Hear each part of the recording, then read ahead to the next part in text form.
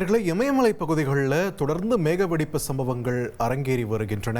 இதற்கு முன்னாடி உத்தராகண்ட், இமாச்சல பிரதேச மாநிலங்களில் இந்த மேகவெடிப்பு சம்பவங்கள் ஏற்பட்ட நிலையில் தற்பொழுது ஜம்மு காஷ்மீர் பிரதேசத்திலும் மேகவெடிப்பு சம்பவமானது ஏற்பட்டிருக்கிறது. இது தொடர்பான முக்கிய செய்தியை பார்த்து வருகிறோம்.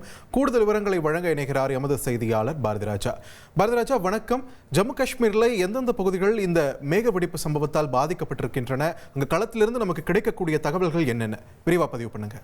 கண்டிப்பாக. ஜம்மு காஷ்மீர் மாநிலத்தில் கிறிஸ்துவார் மாவட்டம் சஷோட்டின்ற கிராமத்தில் தான் இன்னைக்கு காலையில் மேகவெடிப்பானது ஏற்பட்டிருக்குது. அந்த கிராமத்தில் இருக்கிற 60க்கும் மேற்பட்ட வீடுகள், அது மட்டும் அல்ல, இந்த பகுதி அப்படின்றது மச்சைல் மடத்திற்கு செல்லும், அதாவது யாத்ரீகர்கள் செல்லும் வழித்தடமாகவும் இருக்கிறது. அதனால அங்கங்க தற்காலிக முகாம்களும் அமைக்கிறது, அதே போல சுற்றுலா தலங்களின் ஹோட்டல்களும் இருக்கிறது வழக்கமான ஒன்று. அந்த பகுதியில தான் இந்த மேகவெடிப்பானது ஏற்பட்டிருக்கிறது. இதுல 300க்கும் மேற்பட்டவர்கள் சிக்கி இருக்கலாம் என்ற முதற்கட்ட தகவலானது கிடைத்திருக்கிறது.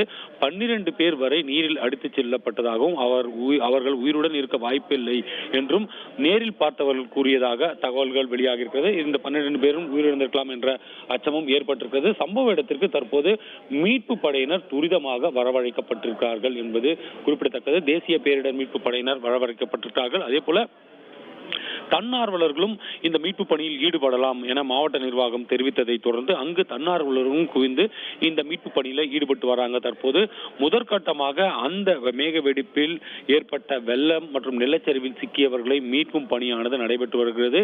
இதற்காக இந்திய விமானப்படையின் உதவி கூட தற்போது அங்கு தேவையாக இருக்கிறது. அதற்காக ஒரு ஹெலிகாப்டர் அங்கு அனுப்பப்பட்டிருப்பதாகவும் மருத்துவ உபகரணங்கள் அனுப்பப்பட்டிருப்பதாகவும் தகவல்கள் வந்து கொண்டிருக்கின்றன. ஆனால் தற்போது வரை எத்தனை பேர் மீட்கப்பட்டிருக்கிறார்கள் என்ற அதிகாரப்பூர்வ தகவல் இல்லை. ஆனால் மத்திய அமைச்சகம் சார்பில் இங்கே ஒரு பெரிய பேரிடர் நடந்திருக்கிறது. மீட்பு பணிகளுக்கு தேவையான அனைத்து நடவடிக்கைகளையும் மேற்கொள்ளுமாறு மாவட்ட நிர்வாகத்திற்கு அறிவுறுத்தியிருப்பதாகவும் அதே போல மாநில அரசுக்கு தேவையான உதவிகளை செய்ய தயாராக இருப்பதாகவும் மத்திய அமைச்சர் ஜிதேந்திர சிங் ஏற்கனவே தெரிவித்திருந்தார்.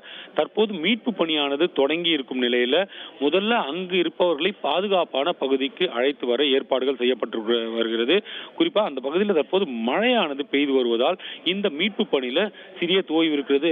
இருப்பினும் அந்த மீட்பு படையினர் சம்பவ இடத்தை அடைந்து விட்டிருப்பதாக நமக்கு தகவல் கிடைத்துவிட்டது. எனவே மீட்கும் பணிகளில் மழை வந்தாலும் கூட முதல்ல அந்த ஆபத்தான பகுதியிலிருந்து மக்களை பாதுகாப்பான ஒரு பகுதிக்கு கொண்டு வந்து அங்கிருந்து பின்னர் வெளியேற்றுவார்கள் என்ற ஒரு நடவடிக்கையானது தற்போது அங்கு செய்யப்பட்டு வருகிறது. இதற்காக ஹெலிகாப்டரின் உதவி கூட அங்கு இருக்கும் சீதோஷ்ண நிலை, அதாவது காற்றின் வேகம் இவற்றையெல்லாம் பார்த்து ஹெலிகாப்டரின் உதவி தேவைப்பட்டால் அதை கூட மிக விரைவாக செயல்படுத்தி மக்களை மீட்க தேவையான அனைத்து நடவடிக்கைகளும் மேற்கொள்ளப்பட்டு வருகிறது. தற்போது அங்கு 300 பேர் வரை சிக்கியிருக்கலாம் என்று கூறப்பட்டாலும் கூட எத்தனை பேர் சரியாக இருந்தார்கள், அங்கு எவ்வளவு வீடுகள் சேதமடைந்திருக்கின்றன என்ற தகவல் எல்லாம் முழுமையாக அதிகாரப்பூர்வமாக வர வேண்டியிருக்கிறது.